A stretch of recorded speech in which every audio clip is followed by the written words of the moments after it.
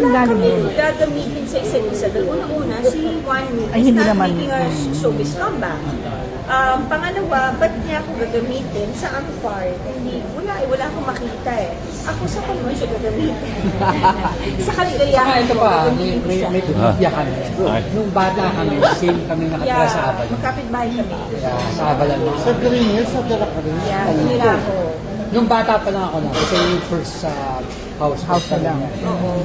Tapos yun, inalaman namin kahapon na through my cousin, si Congressman Gaston Buendia. Nung time na nangangampanya ako sa kanya, nung Nandun. same night na yun, nangangampanya namin Sa sa ibang Sapa. stage naman ako. Kinakampanya ko naman yung kalaban ng pinsan niya. Kasi lagi nag-intertwine yung mundo namin. Nung nandun kami sa bahay sa Avalon, doon pa rin siya nakatira. Daw, nawala na siya. Wala na ako, wala na. Bata pa kami noon. Pero tumalis din ako sa Avalon eh. Bumalik na lang ako ng dating style. The last vlog, nagtanong ba, handa mo ba ako Ayan.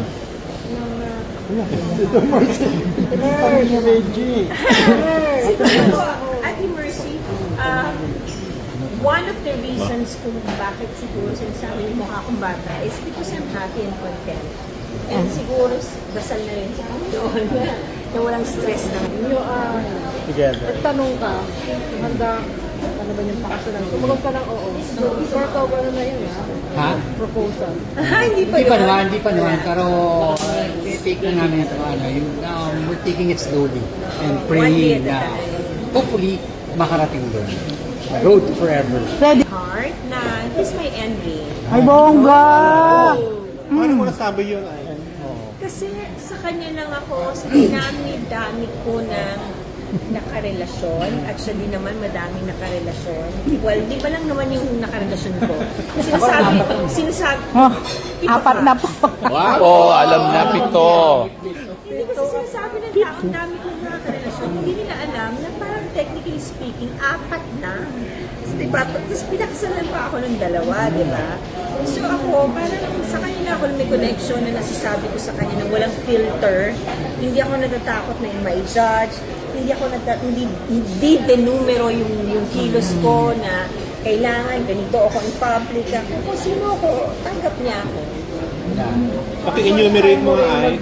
Maging open sa wala na mga pinapost niya. First time ko hindi ako ganun, di ba? True, di ka ganun ka-showy, Hindi te. ako ka-showy talaga. I mean, I pick my posts. I just post before kapag may kailangan, kunyari, kampanya o Valentine. So this is the first time talaga I'm all out. We are just doing it para dun sa mga fans namin na 1-2 eh, diba? Dahil nakita namin yung Kinikilig. support nila at saka yung talagang gusto nila makita kami. So, pinagbibigyan namin sila. People are tagging us kasi Ma'am Shi Alan na nung una kasi di ba ako I'm more on a sit down interview sa vlog ko, di ba? So lately parang i-co-host ko na siya kasi nga people are tagging me na pwedeng round 2 nung kay One Mig. So hanggang ginawa namin yung One Mig, yung admission na para once and for all, alam na ng tao, wala na kami tatago. And I mean, sa mga taong nandito, alam niyo naman kasama niyo ako since bata pa ako, virgin pa ako, kilala niyo na ako, di ba? Hello, alam niyo hilat siya ng ano ko, di ba? Bituka ko, alam niyo kung kailan ako, never ko nagdi-deny. I speak of truth, di ba? Kasi I don't think there's something to deny because first and foremost, we're both single. We're not stepping on anyone's toe. So, masaya kami. Share namin yung happiness and positivity namin sa mga tao. Lalo na doon sa mga hopeless romantic na nasa edad namin na posible pa palang magmahal sa edad namin.